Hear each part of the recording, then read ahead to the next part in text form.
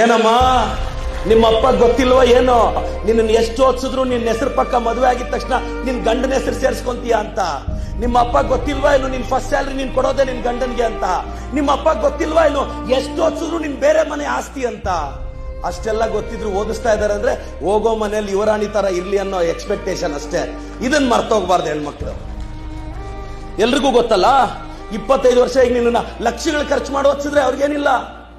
ಎಲ್ಲ ಹುಡುಗಿರು ಒಂದ್ ನೆನ್ಪಿಟ್ಕೊಳ್ಳಿ, ನಿಮ್ಮಪ್ಪ ನಿನಗೆ ಬೆಳೆಸಿ ಮದುವೆ ಮಾಡಿ ಶುಗರು, ಡಯಾಬಿಟಿಕ್, BP, ಹೆಲ್ತ್ ಸಮಸ್ಯೆಯಿಂದ ಸ್ಟ್ರಗಲ್ ಆಗಿ ಹೋಗ್ತಾರೆ.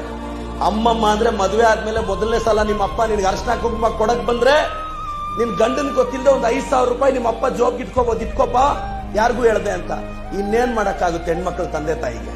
ಹೆಣ್ಮಕ್ಳು ಸಾಧ್ಯ ಆದ್ರೆ ನಿಮ್ಮ ಅಪ್ಪ ಅಮ್ಮ ಋಣ ತೀರಿಸಬೇಕು ಅಂದ್ರೆ ಒಳ್ಳೆ ಸ್ಕೂಲ್ಗೆ ಹಾಕಿ ಓದಿಸಿದ್ದಾರೆ, SSLC ಮುಗಿಸಿದ್ದಾರೆ, PU ಡಿಗ್ರಿ ಓದಿಸಿದ್ದಾರೆ. ಅವ್ರು ತಗೊಂಡಿರೋ ತೀರ್ಮಾನದಿಂದ ನೀನ್ ಚೆನ್ನಾಗಿರ್ತೀಯ. ಚೌಲ್ಟ್ರಿನೂ ಅವರೇ ಬುಕ್ ಮಾಡಿ ಹುಡುಗನ್ನು ಅವರೇ ನೋಡ್ಲಿ ಅನ್ನೋ ಆಪ್ಷನ್ ಬಿಟ್ಬಿಟ್ರೆ ಇದು ಹೆಣ್ಣು ಮಕ್ಕಳು ಅವ್ರ ಅಪ್ಪ ಅಮ್ಮಗ್ ಮಾಡೋ ದೊಡ್ಡ ಗಿಫ್ಟ್. Download ShareChat.